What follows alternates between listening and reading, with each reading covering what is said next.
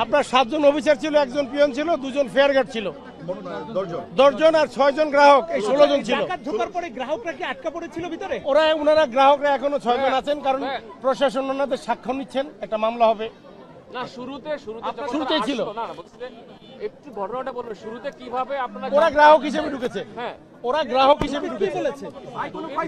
আমি তো আসলে আমার অফিসারদের সাথে এখনো সেভাবে কথা বলিনি, কারণ ওনারা ক্যাশ গণনা টননাতে ব্যস্ত। ওরা ক্যাশ গণনা করে মিলিয়েছে, তারপর অন্য একটা শাখাতে যাই আমাদের সাইন আউট করতে হবে, কারণ মেশিন পত্রগুলো ভেঙে ফেলেছে। কাজে ওরাও মনের অবস্থা ভালো না, ওদেরকে আমরা এই সাক্ষাৎকারটা এখনো নেইনি। আপনাদের প্রশাসনের লোক এখনো ব্যাংকে আছে, আমার ঊর্ধ্বতন কর্তৃপক্ষ 2 জন ডিএমডি মহোদয় আছেন, পুলিশ ভাইরা আছেন, আর্মি ভাইরাও আছেন, আর্মি ভাইরাও আছেন। তো আমাকে এখনো আছে ভাই, আপনাদের কর্মকর্তারা কি এখনো এখনো আছে। ধন্যবাদ ধন্যবাদ ভাই, ওনারা এসেছিল প্রায় 2টার দিকে হবে, 2টা বা 2টার দিকে হবে, 2টার দিকে হবে। ওরা গ্রাহক বেশি এসেছিল, ওই যে এসে পিস্তল দেখাইছে, ভয়ভীতি দেখাইছে টাকা নেওয়ার জন্য, খেলনা পিস্তল। প্রশাসন যা বললো আমরা তো চিনি না, প্রশাসন পুলিশ মহোদয়রা যা বললেন খেলনা পিস্তল। হ্যাঁ, তারা সবাই ভালো আছেন, গ্রাহকরাও ভালো আছেন, তবে গ্রাহক একটু কষ্ট পেয়েছেন ক্ষুধায়, কারণ তারা যে ক্ষুধায় সময় মতো খাবার দিতে পারেনি। ছোট একটা বাচ্চা ছিল, না না খাবার নিবে, গেট তো তালা দেওয়া, কাউকে তো ঢুকতে দেওয়া হয়নি। কর্মকর্তারা খাবার খাইতে পারছে কিনা, ওরাও খেতে পারছে কিনা আমার জানা নেই। হ্যাঁ, ভয়ভীতি দেখেছিল অফিসারের মাথায় ওই পিস্তল ধরিয়েছিল। হ্যাঁ, কারণ ওরা সংখ্যায় 3 জন ছিল তো, এবং ওদের আকার আকৃতি খুব স্বাস্থ্যবান ছিল না। তো আমার এখানে যে একজন ফেয়ার গার্ড ছিল, বললো যে স্যার যদি অস্ত্রটা না থাকতো 3টাকে আমি উপকার করতে পারতাম। ঠিক আছে, বয়স কেমন হবে? বয়স ওদের 22 থেকে 25 এরকম হবে, 18, 22, 25 এরকম। না ক্ষয়ক্ষতি হয়নি। আমাদের সিকিউরিটি আসলে আমরা সিকিউরিটি কোম্পানি থেকে নেই, এদের হাতে আবার অস্ত্র দেওয়াটা নিষেধ আছে, জানো দেয়নি। আসলে এটা এত ব্যাংক থাকতে বলবো না, এই এলাকার মধ্যে ব্যাংকই একটাই, অন্য কোনো ব্যাংক নাই তো এখানে। আর বৃহস্পতিবারে কি অন্য কোনো ব্যাংক নেই। বৃহস্পতিবার লেনদেন হয় কি, বৃহস্পতিবারে মনে করেন যে বেশি টাকাগুলো থাকে, সাপ্তাহিক টাকা, এগুলো হেড অফিসে পাঠিয়ে দেওয়া হয়। হ্যাঁ, ওই ব্যাংকের একটা নির্দিষ্ট লিমিট থাকে, ওই লিমিটটার অতিরিক্ত টাকাটা রেমিটেন্স করে পাঠিয়ে দেওয়া হয়। আজকে ওই পর্যন্ত সেই সময়টা তারা সুযোগটা পায়।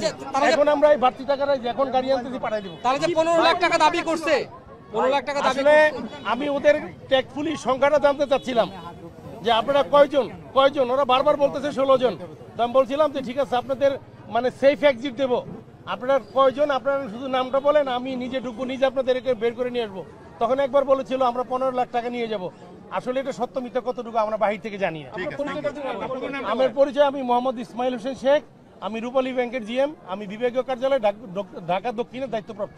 আমি একদম শুরু থেকে এখানে, যখন পুলিশ বাহিনীর একটা গাড়ি আসছে, এখানে কোনো বাহিনী, তখন আমরা যখন জানতে পারলাম থানার মারফতে যে আমাদের এরিয়ার ভিতরে ব্যাংক ডাকাতি হচ্ছে, তখন তাৎক্ষণিকভাবে আমাদের একটা পুলিশের গাড়ি আসলো। আসার লগে লগে আমরা এখানে এলাকার যারা লোকজন ছিলাম, আমি তরিয়ে এলাম। আর পরে কেসিকেট আমাদের এক পুলিশ বাহিনী লাগাই দেওয়ার পরে আরও যারা আইন শৃঙ্খলা বাহিনী ছিল, তখন প্রথম অবস্থায় সব পুলিশের গাড়ি আসছে। পুলিশের গাড়ি পাশাপাশি আসছে হলো আপনার র্যাবের গাড়ি পরে আসছে হলো ডিবির পরে লাস্ট ফিনিশিং আমাদের সেনাবাহিনী ভাইরা লাস্ট ফিনিশিং আসছে। আমাদের মোটামুটি যতটুকু দেখছি যে এখানে জনগণ মোটামুটি প্রথম অবস্থায় পাশে ছিল, ঢাকায় আটকাইছে। আমাদের তো একটা গাড়ি আসছে, তারপরে সেটা সম্পূর্ণ গাড়িগুলো আছে। সকাল 12টা থেকে আমাদের পুলিশ বাহিনী এবং প্রথম অবস্থায় যে একটা গাড়ি আসছে, তারপর আমাদের ওসি সাহেব আসছে, আমাদের তদন্ত স্যার আছে, অপারেশন স্যার আসছে, তারপরে আমাদের ডাইরেক্ট ঢাকা জেলার যে আমাদের এসপি সাহেব, সম্পূর্ণ আমাদের সার্কেল স্যার, তারা সবাই চলে আসছে। আসার পরে তাদের সাথে যেভাবে হোক কথাবার্তা হওয়ার পরে তার যে মেধা, আমাদের স্যারেরা যারা পুলিশ বাহিনী তারা কাজকাম ওরকমভাবেই করছে, তারা কীভাবে নির্মূল করা যায়। ওরকম নির্মূল করার পর আমরা প্রথম অবস্থায় জানতে পারছি যে ওখানে লোক ছিল অনেকই ছিল, 15 জন 16 জন, কিন্তু আইন শৃঙ্খলা বাহিনী উদ্ধার করছে 3 জন। আসলে লোক 3 জনই ছিল, আদার্স যে কথাগুলো এগুলো সম্পূর্ণ মিথ্যা ভোল্ট। 3 জন লোক ডাকাত ছিল, 3 জনকে উদ্ধার যেভাবে হোক আইন শৃঙ্খলা বাহিনী উদ্ধার করছে। আমাদের পুলিশ বাহিনী এতটাই তৎপর যে এত বড় একটা অপারেশন তারা কখনো পিছপা হয় নাই। আরও বাহিনী আসছে, র্যাব, ডিবি, তারাও সহযোগিতা করছে। সকাল থেকে আমাদের যেই কাজগুলো করছে, ওনারা স্ট্রং এখানে ছিল, ওনাদের কারণেই আজকে এদেরকে ধরানো সক্ষম হয়েছে। আমি একটা চোর আটকাইলাম, আপনি ধরে নিয়ে গেলেন, ওটা তো আলাদা একটা সেক্টরে যায়। আমাদের কথা হচ্ছে কোনটা, যারা এখানে আছে সকাল থেকে 12টা থেকে আমরা এলাকাবাসী যে আমরা কিছু লোক দায়িত্ব পালন করছি, আমরা সব সময় আইন শৃঙ্খলা বাহিনীর পাশে থাকবো এবং পাশে আছি। আজকে যদি ভবিষ্যতে এরকম ঘটনা ঘটে, এখন দেশ তো মনে করেন অটোমেটিক মনে করেন আলানো, তাই না? যে মনে হয় এই ঝামেলা, আমাদের দাবি একটাই, ভবিষ্যতে আইন শৃঙ্খলা বাহিনী আরও তোরবড় কাজ করবে, আরও ভালো কাজ করবে, জানি এই সমস্ত নাশকতা কোনো হানে না হয়। ওরা জাস্ট 3 জন ছিল না, ওরা লোক ছিল আরও, ওরা ভিতরে 3 জন গেছে, বাদ বাকি সোর্স হিসেবে কাজ করছে। একটা ডাকাত দল 3 জন থাকে না, একটা পুলিশ বাহিনী একজন 3 জন লোক ধরার জন্য সেনাবাহিনী আরো লোকজন যেরকম জড়ো করছে, ওদেরও একটা টিম ছাড়া ওরা কাজ করে না, ওদের সাথে অনেক টিম আছে, ওরা 1 জন 2 জনে কাজ করতে এখানে আসে নাই, ওই 3 জন ব্যাংক ডাকাতি করবে না।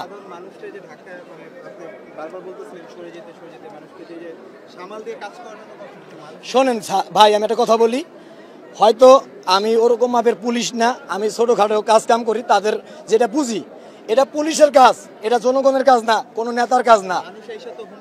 হ্যাঁ, মানুষ হুইলি খাবে না কেন? এখন তো মোবাইলের যুগ, তারা ফোন সেলফি করবো, তারা ওই যে ফেসবুকে ছাড়বো, এইগুলোর কারণে মানুষ তোরা তো মরে।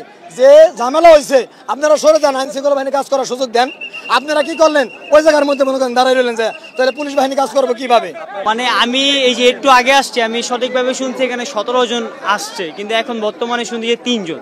কিন্তু এই ব্যাপারটাকে রহস্যজনক, কারণ এখানে একটা আবাসিক এলাকার মধ্যে এভাবে কিভাবে ডাকাতিটা হয়, এটাই সবচেয়ে দুঃখজনক বিষয়। প্রশাসন জানি এই ব্যাপারটা নিয়ে ভালোভাবে দেখে, তাহলে এই এলাকাটা আপনার সুস্থভাবে ভালো থাকবে। হ্যাঁ, পরিস্থিতি দেখলাম যে এখানে যখন মোবাইলে একজনের মাধ্যমে শুনলাম, শুনে এখানে আসছি। আসার পরে অনেকক্ষণ এদিকে আসতে পারিনি, সেনাবাহিনী, র্যাব, পুলিশ, বিভিন্ন বাহিনী এখানে ছিল, তারা ঘেরাও করে রেখেছে। রাখার পরে যখন বিকাল নাগাদ হলো, আস্তে আস্তে আস্তে আস্তে যখন শুনতে পারলাম যে এখনও তারা, আমি যেটা শুনছি যে তারা এই আত্মসমর্পণের জন্য যে কোনো একটা বাহিনীকে বলছে যে আমরা এখন আত্মসমর্পণ করতে চাচ্ছি, যে কোনো বাহিনীর মাধ্যমে তারা আইসা তারপরে তাদেরকে আর কি আত্মসমর্পণ করছে, তারা নিয়ে গেছে। আর এখানে এমন কোনো ঘটনা শুনিনি যে কারো ক্ষয়ক্ষতি হয়েছে বা কোনো এত টাকা নিয়েছে, এরকম কোনো কিছু এরকম আমরা এখনো খবর পাইনি। আমরা ভবিষ্যতে যেন এরকম ঘটনা না ঘটে, এই জন্য আইন শৃঙ্খলা বাহিনী যারা আছে তারা তৎপরতা থাকবো, আর সাংবাদিক ভাইরা যারা আছেন তারা মুহূর্তের মধ্যে সবাইকে জানা দেওয়ার জন্য সবাই সতর্ক থাকবে, সবাইকে আহ্বান থাকবো এটার জন্য সতর্ক থাকার জন্য। মানুষ, আমার যেটা ধারণা, আমি একজন পাবলিকের উচিত যারা আইন শৃঙ্খলা বাহিনী আছে তাদেরকে এবং সাংবাদিক যারা আছে তাদেরকে একটু সহযোগিতা করা, এবং কি তাদেরকে যে কোনো পরিস্থিতির মোকাবেলা যেন তারা করতে পারে, তাদেরকে একটু সহযোগিতা করা, এটাই হলো সাধারণ পাবলিকের আমি আশা মনে করি। আমি সারাদিন ছিলাম না, আমি 3টার পর থেকে আসছি এখানে। জি ভাই, না আমরা ঘটনা দেখিনি, আমরা জোহরের নামাজ পড়া যে সময় বাইরে হয়েছি, বাইরে হওয়ার পরে এই কথাটা শোনার পরে আমাদের এক কলিগ উনি সেইটা তালামাইরা দিছে, তালামাইরা দিয়ে তারপরে মাইকে অ্যালাউন্স করা হয়েছে যে এখানে ডাকাত পড়ছে, রূপালী ব্যাংকে ডাকাত পড়ছে। এটাই আমাদের জানা মতো, আমরা প্রত্যক্ষদর্শী, এটাই আমরা জানি। এই মাইকে অ্যালাউন্স করা হচ্ছে যে রূপালী ব্যাংকে ডাকাত পড়ছে, রূপালী ব্যাংকে ডাকাত পড়ছে, সবাই সতর্ক থাকেন, ঠিক আছে, সবাই এদিকে আসে। এটি তো নেওয়া হয়েছে পরে ওনাদের জন্য, ঠিক আছে, ওনাদের একজন লোক বা ব্যাংকের স্টাফ যেই হোক, ওই ওনাদের ডাকাত দলের সদস্যদের জন্য ওনারা যে মোজো অথবা আরো কোল্ড ড্রিঙ্কস বা যাই নেওয়া হয়েছে, ওনাদের খাওয়ানোর জন্য নেওয়া হয়েছে, ঠিক আছে, সিগারেট নেওয়া হয়েছে।